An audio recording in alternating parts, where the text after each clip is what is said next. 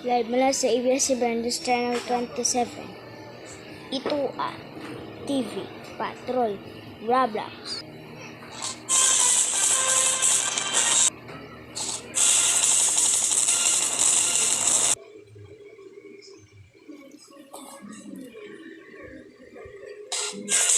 Magandang gabi Pilipinas, kami ang mga patrol ng Pilipino nagbabalita at naglilingkod sa inyo saan man sa Roblox yan.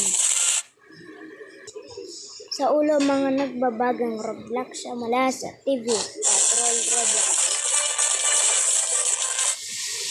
Isang tao nakahang sa isang building na malapit na mahulog at isang motorcycle driver na sumemplang sa kanyang motor nahulog sa kanal.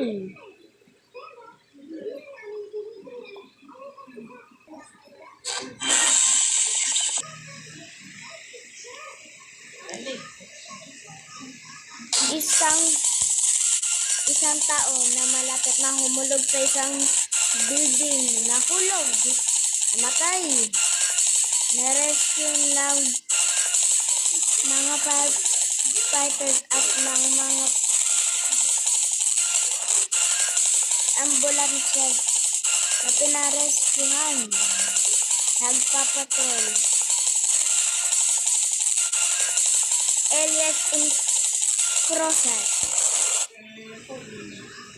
Isang tao na malapit na mahulog sa isang building at nahulog ay nakita sa CCTV camera 4 na nakita ng chairman MMDRA Roblox, sabi daw, at ng Bureau of Fire Protection Roblox nang sabi nila na huwag umaakyat sa isang building. Pag nag-akyat sa building, pwede naman umupo doon sa may floor, pero huwag umupo sa edge.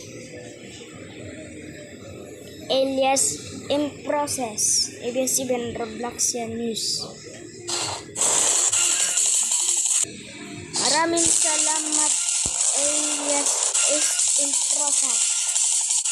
At para sa susunod na mga balita, isang motorcycle driver na sinemplang sa isang road ang kanyang motorsiklo nahulog sa kanal. Pinawala ng lisensya siya na dahil na nag-overspeeding siya ng 120 km/h.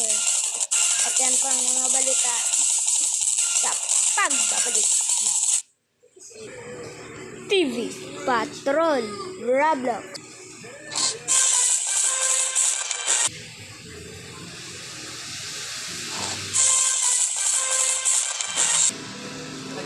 Isang motorcycle driver sumemplang at ang kanyang motor na hulog sa kanal.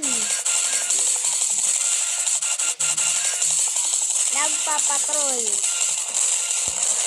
Andrea Estrada. Isang motorcycle driver na nahulog sa kanal ng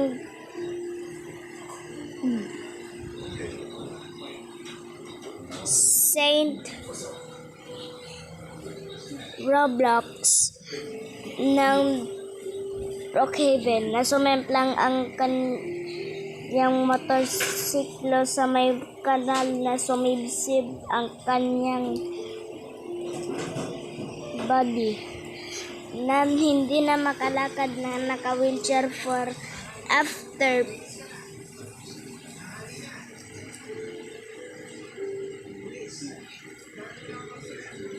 na araw. At ang kanyang motorsiklo daw na magkaka-repair lang ng Monday to Friday ng 6 p.m. to 8 a.m.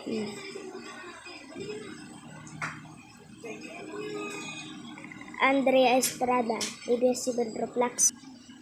Maraming salamat, El, Andrea Estrada at yan pong mga balita. Napapakinggan din ang TV Patrol Roblox sa may DCMM Roblox Radyo Patrol sa Estrella at sa may DCMM Roblox Teleradio. Napapakinggan din sa may iwantpfc.roblox.com at sa may iba pang channel.